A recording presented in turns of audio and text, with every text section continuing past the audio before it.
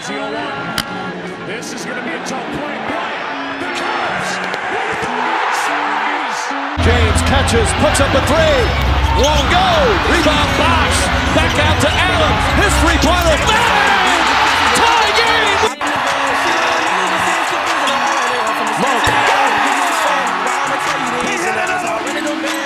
Back today, so I got time to be tripping or writing no love song. Yeah, writing no love song. We all experience love loss. Yeah. What is up, everybody? This is Parker with Take His Whistle, and as you can tell from the new intro, this is a little bit different of a video. We got a new intro video, and probably the biggest thing is there is no Josh. Josh is not here today, and so I kind of want to go over everything and exactly what this is. So this is something that I kind of wanted to do for a little bit, and Josh was okay with it. As we all know, he is working on his own project as we speak, with his with the gaming and everything like that. So he's working on that currently, and he's still trying to push out that first video to you all. But I wanted to do this. I wanted to do this for a few months now. Basically, I wanted to kind of just talk about my favorite teams and exactly where they're at, what they are heading to. For everybody that doesn't know, like, it's Kentucky. I'm Kentucky, the Blue Lights, everything. This video, as far as baseball goes, I am a huge Chicago Cubs fan, and then NBA, I tend to stick to my Miami Heat. I love my Miami Heat. So this is what this video more or less was and is going to be, and I plan on kind of doing these more frequently, especially now that if we get this one out and it does good or whatever it may be, I just enjoy talking about it, and I'm looking forward to continue talking about it as far as the seasons continue, whatever team it may be. But today strictly is about Kentucky basketball, where we are right now, what has kind of transpired over the past few months, and what do I expect from this team moving forward. And I mean, let's just be real with ourselves right now. This Kentucky team has a lot of issues. They have very glaring issues. So, you know, at the beginning of the season, a lot of people were like, oh, well, this Kentucky team is one of the best teams Calipari has ever coached and whatnot, you know, just really talking about how good this team was. And we proved it. We showed it. Like, I think one of the first games of the season, we went toe-to-toe with Kansas. And that was a game where it wasn't like Kansas necessarily outplayed us. It was more or less it was a 50-50 ball game. Like, whoever made the shots down the stretch was gonna win. And on top of that, we didn't have Ugo, Bradshaw, or Big Z, so we were severely out-rebounded, or for what we thought was going to be a solved problem. All right, so like, teams were our analysts and fans were very high on this team, and I mean, other than that, we went toe-to-toe with Kansas. We did lose to UNC Wilmington, but I still don't think that was necessarily a game where we just got outplayed. I think it was more or less just they hit big time shots and they didn't. They came to play and we didn't. And so, you know, looking at this season so far, where we are at so far with this team, there's a lot of questions. There really is, especially as it's February now, and a lot of people are looking towards March and what we're going to do with March goes. And, you know, like, here's the thing. I mean, just looking at this team and looking at this season so far, where we are at, you know, we lost to Kansas, and then just couple games later, we absolutely beat the brakes off of Miami. And let's remember that Miami team was really good at the time. They were ranked above us at the time. Then the following game, we lost to UNC Wilmington, but then we beat North Carolina. We beat North Carolina in a shootout, an absolute shootout, to prove that we can win those tough games. And so I know at that moment, I remember everybody was so high on this team. They were so excited, Fans were talking about how good this team was. It had me. I was one of those fans talking about how this is one of the greatest Kentucky teams ever in my era. Fans were excited. But what's next? The next game on the agenda that all the fan base and I'm sure everybody around these guys on this team was the Louisville game. Louisville obviously is a little questionable now, but what was going to happen? What were they going to do at Yum Center? And Kentucky dominates. Kentucky genuinely just dominates straight up. And I know after that Louisville game, everybody was on cloud nine. Everybody was so excited for this team. I guarantee every guy in that locker room, players and coaches, thought that they were untouchable. That if they just go out there and compete, that they are going to win. If they just literally just put 5 bodies out there, they're going to find a way to win. And, it showed it. It really did. It showed it. We went into Gainesville, into Florida, and a gritty game where we did not shoot the ball well. We didn't shoot the ball well at all. Again, we found a way to win. We found a way to win by 2. I think we went 5 for 20 from 3 that game.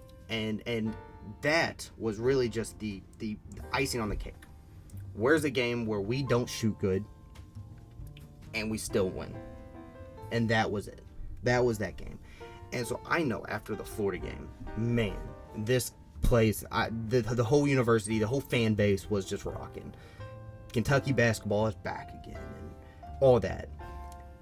We play Missouri, and then we go into College Station.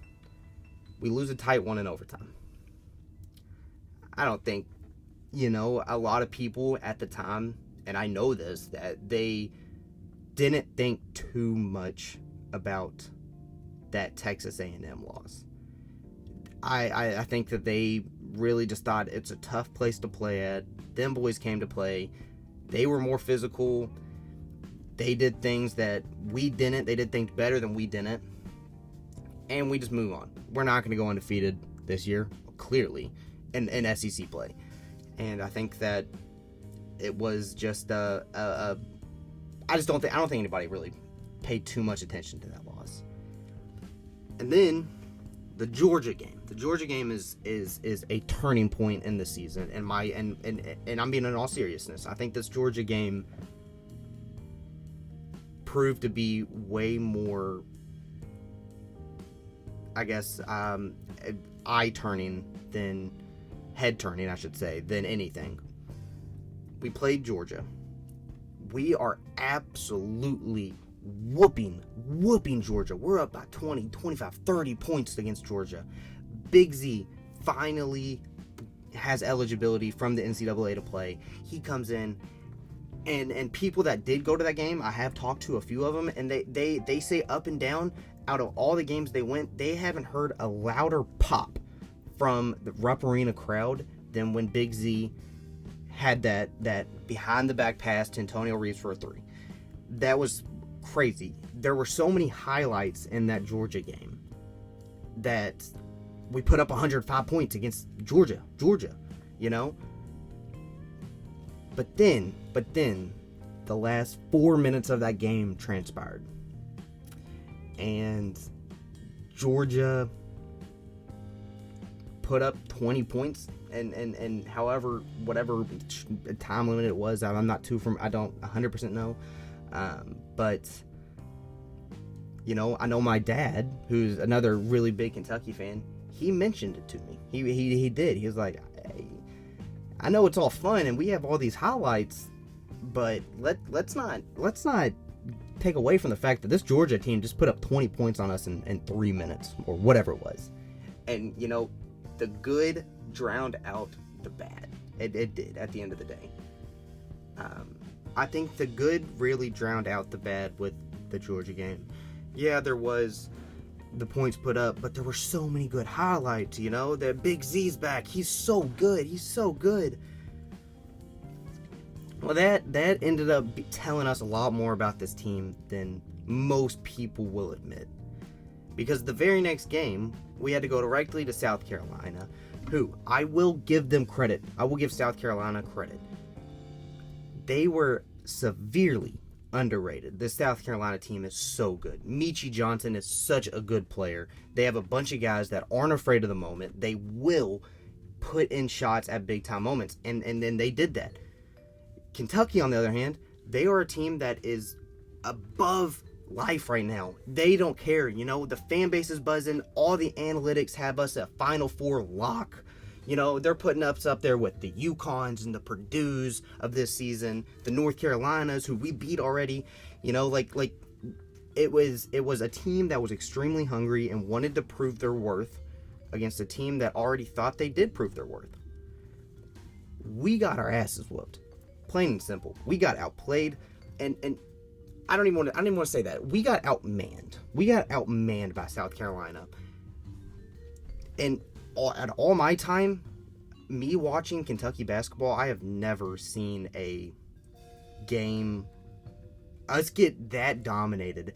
We only lost by 17 at the end of the day, which is bad, don't get me wrong, but I've never seen a Kentucky team get dominated the way they did in South Carolina. It was pretty atrocious, in my opinion. Unacceptable for Kentucky standards. That South Carolina game was unacceptable. We got out-hustled. We simply got outmanned. It was definitely a gut punch for us. What do we do? How do we respond to a game like that? And this is where I think that it was another turning point, the second turning point, I could say, of the season, where this young team, this team that really doesn't know Kentucky basketball like that, they went from being at the highest of the high to the lowest of the low. You know, like they never had time to adjust. You know, like the whole fan base was like, "This is the greatest team ever," to "This team's terrible. Get rid of Cal," whatever it may be. You know, and they didn't have time to adjust. So, and it didn't help that not only after leaving South Carolina, we had to go directly to Arkansas. And yeah, we should have beat Arkansas by a lot. We should have, that Arkansas team is unfortunately not very good. They have some key injuries. We barely squeak out a win against Arkansas. The road doesn't get any easier after Arkansas. Yeah, they were both home. The next two are home games, but let's be real with ourselves. You know, both of these teams are very good, and those two teams are Florida and Tennessee. Tennessee, some people will say that Tennessee, especially them Vol fans, they are high on this Tennessee team. They will say that this Tennessee team is the most complete team in the nation. They're not maybe not the best at certain things, but they are the most complete team. I personally call BS. But we play Florida, which was a game I attended. We played Tennessee back to back. Florida is another sneaky good team. They're not as good as that South Carolina team, because that South Carolina team is really good. This Florida team has a very good shot of making the tournament. Like a really good shot of making the tournament. And it wouldn't surprise me if they didn't. It's not a team you can take lightly. And then we play Tennessee. And me personally, without DJ, with a Trey Mitchell who supposedly has had back issues over the past couple weeks, or past week, I think that we played pretty good. I really do. I really do. As much as you don't want to admit it, like, we still put up 92 against them. And so there's been a couple things transpire this season that really turn heads. The loss to UNC Williamson, the absolute domination of South Carolina, that South Carolina dominated us, and then back-to-back home losses. All three of those things that I just mentioned don't happen at the University of Kentucky. It doesn't happen. It's very weird. And you could potentially compare it to the COVID team that didn't make the tournament that year. But I don't want to. I think that this team is special. This is a very special team because with all the negative, you also got to remember, like I said, this Kentucky team went toe-to-toe with Kansas, beat the brakes off of Miami, beat North Carolina, won at a rowdy Gainesville, Florida team. Like this team is good. This team is very good. So that brings us to this past Tuesday, where a much needed game. We played Vanderbilt at Vanderbilt in Nashville, where we simply just dominate them. And now we're to present day, where I believe tomorrow is when we play Gonzaga. We play Gonzaga, who is not the same Gonzaga that we have known for the past couple years, but still, it's a very good team. It's a very well-coached team by Mark Few. They're going to be ready to play, regardless. So that's where we're at present day. That's kind of just the overview of this Kentucky team as of right now. And now I kind of want to talk about the problems that I see. So, everybody's got their own saying. Like, everybody sees something different. Me, I think that defense is an issue, but more importantly, above defense is our rebounding. I think our rebounding is much worse than our defense is, because you got to think about it this way. Our defense is not good by any means. It's not. It's just plain and simple not. Our guards get blown past all the time. We have zero perimeter defense. We have terrible defensive IQ. But we finally do get a stop. Finally. And we just give them another possession because we can't rebound the ball. We cannot rebound the ball. And that's the most frustrating thing. And you see, this Kentucky is coming out of an era of Oscar Tshiebwe, where Oscar Tshiebwe didn't care about anything besides getting that ball at that exact moment. And it was a luxury. It was a luxury to have. And we are transitioning from that. Now, at the same time, we have 3 7-footers on our team. We should be getting rebounds. But at the same time, we also have to understand that these guys are not Oscar Tshiebwe. There's a reason some people say Oscar Tshiebwe was the greatest rebounder to ever play college basketball, because he was that good. He got rebounds, plain and simple. These guys, a little bit different, And I think all in all, it's if we fix our big men, we will be one of the best teams in the nation. Just to go over him, Ugo, who during this rough patch that we've had since, I guess you could say, the Texas A&M loss, Ugo has played his ass off each and every night, and I love his energy. Ugo himself still struggles with ball control. That's his biggest thing, And what I mean by that is, one, you should always be expecting a pass. But even when he is expecting a pass, there is like a 50-50 chance that he's going to fumble that ball. He's not going to cleanly grab it. Same with rebounds. He goes up for a rebound. There's no telling if he's actually going to grab this rebound. And if he does, is it going to get ripped out of his hands? And so ball control is Ugo's, but definitely his biggest thing. Other than that, I think that Ugo is playing like our best big man. So, I think that he should continue being our starter. Bradshaw, on the other hand, which I think potentially Bradshaw might have been our highest recruit. It was either him or Justin Edwards. I don't know off the top of my head, but he was one of our highest recruits. And straight up, he's been a disappointment this year, plain and simple. He really has been. But he needs to just get stronger. He needs to get stronger, straight up. If he gets stronger, he will be such a more valuable asset to this team. Now he comes in and he gets bullied right away. He just gets bullied. And, he makes dumb fouls because he gets frustrated because he's getting bullied. And everything just is a domino effect from when he checks into the game. And it's frustrating to see that. But if he stood his ground, which we have seen him stand his ground before. We saw it against Tennessee, where he got a little aggressive to a Tennessee player. So, like, we know that he's not scared in the moment. We know that. It's just he needs to execute more. Big Z, I think what it is he unfortunately was able to play at the wrong time. And he could easily turn it around. Don't get me wrong. He could easily turn it around. But he came in right in the smack of SEC play where every team is very good, pretty good, just fairly good. They're every SEC team, their number one goal in that season, their regular season, is beat Kentucky. Plain and simple. They just want to beat Kentucky. That's just the way it is. And so they're going to give you their all. Big Z really hasn't had that time to translate his game to the college level. You know, if you go look at his highlights from where he played before Kentucky, he was far and away, he was the best player on that team. It's plain and simple. He was the best player.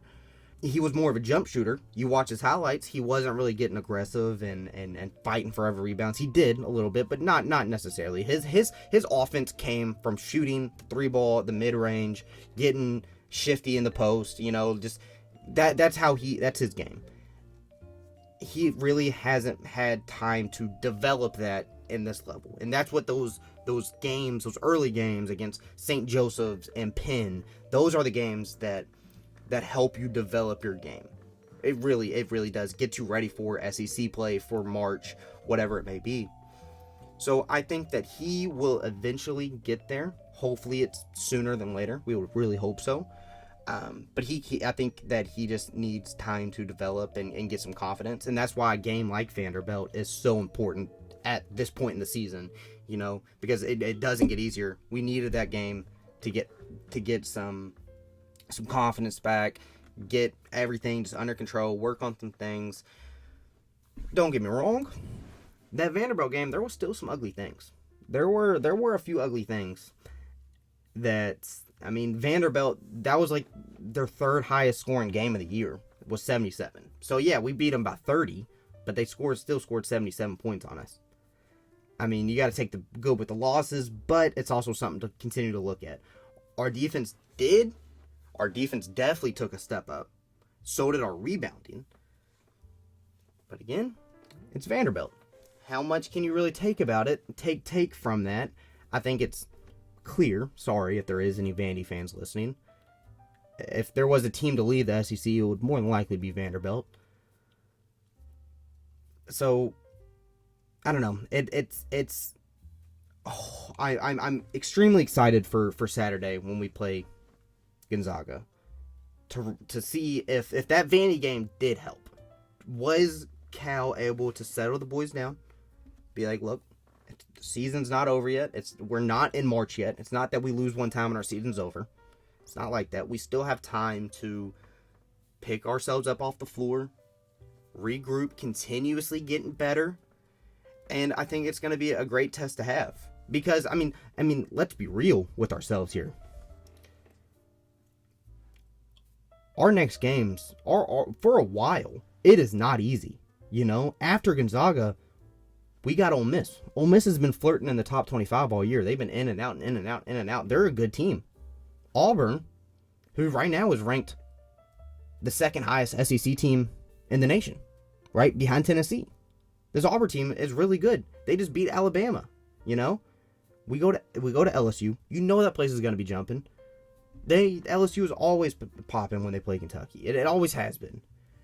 And then we play Alabama, who is not with the loss now, but prior to yesterday or 2 days ago when they played Auburn, they were the number one team in the SEC. They had one loss.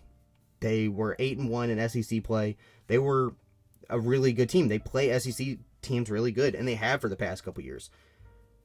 It doesn't get any easier. And then obviously we finish the season at Tennessee, which we'll get to that whenever the time comes. So, I mean, there's a lot of hard games left, yes. But there are a lot of chances, a lot of opportunities to get more quad one wins, to get more confidence, to prove our worth. And you know, I think where we're at right now, barring something crazy happens, more than likely, this team is going to suffer one, probably at least 2 more L's in this season. Plain and simple. My goal, I think the ceiling right now is us to still win the SEC. I really do. I think that this team can win the SEC. A 3 seed in March. Here's the thing though. If we're not a 3 seed, more than likely we will be a 4 or a 5 seed. And I really don't want to be a 4 or a 5 seed, because not only is your first round matchup extremely difficult, but then the very next round you have to play, if you're a 4 seed, you have to play that 5 seed, right? Just like that in the second round. You have like at least like the 3 seed, you can play the 6 seed. You know, there's a decent gap, but no, like you are put in basically level competition in the second round. I necessarily don't want to be a 4 or 5, or 4 or 5 seed. I would rather be a 3 and above. And I think if we lose one more game,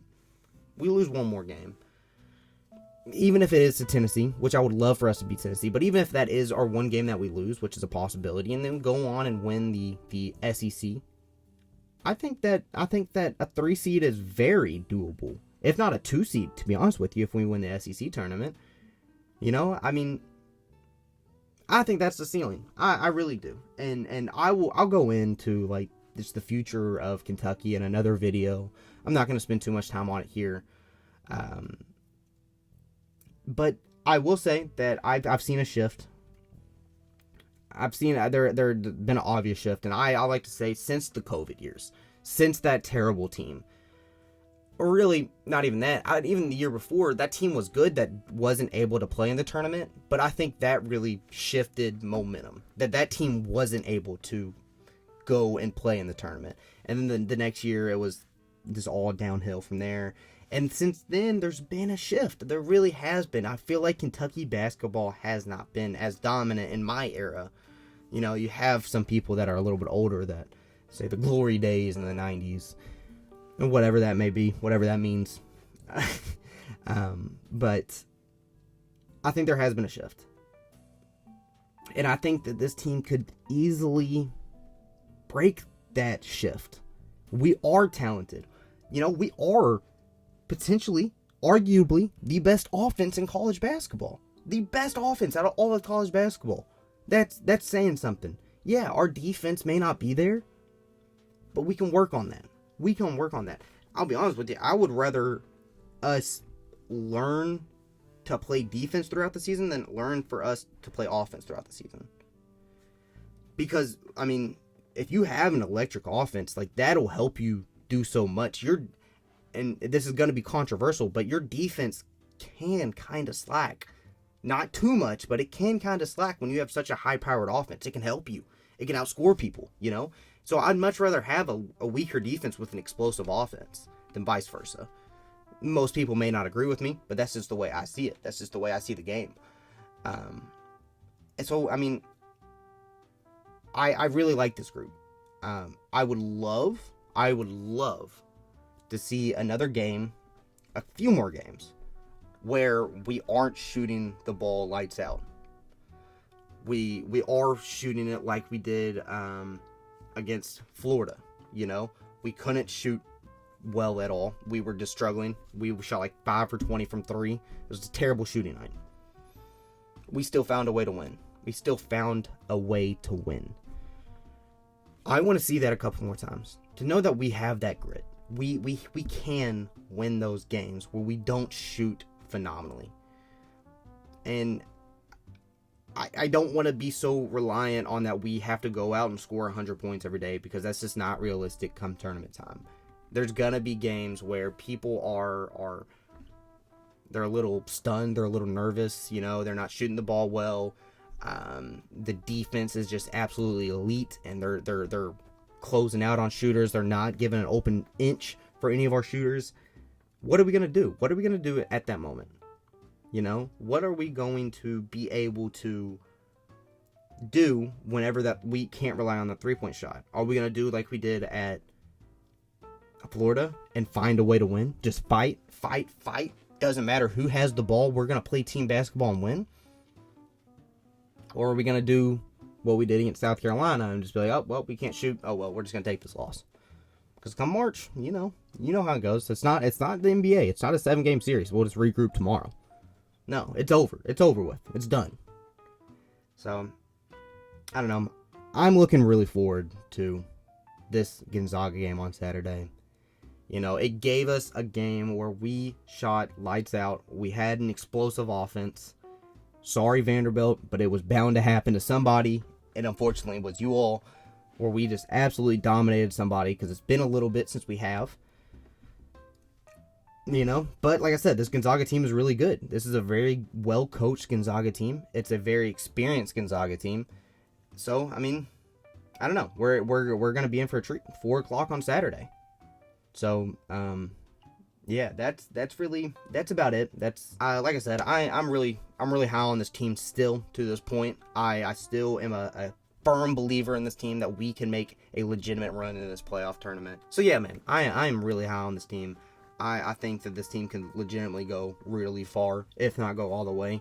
I mean that. I like this team a lot. It's not just the best offense in basketball for no reason, in my opinion. So that's going to do it for today. Like I said, this is a little bit newer of an episode. Obviously, it's a lot shorter than a normal podcast.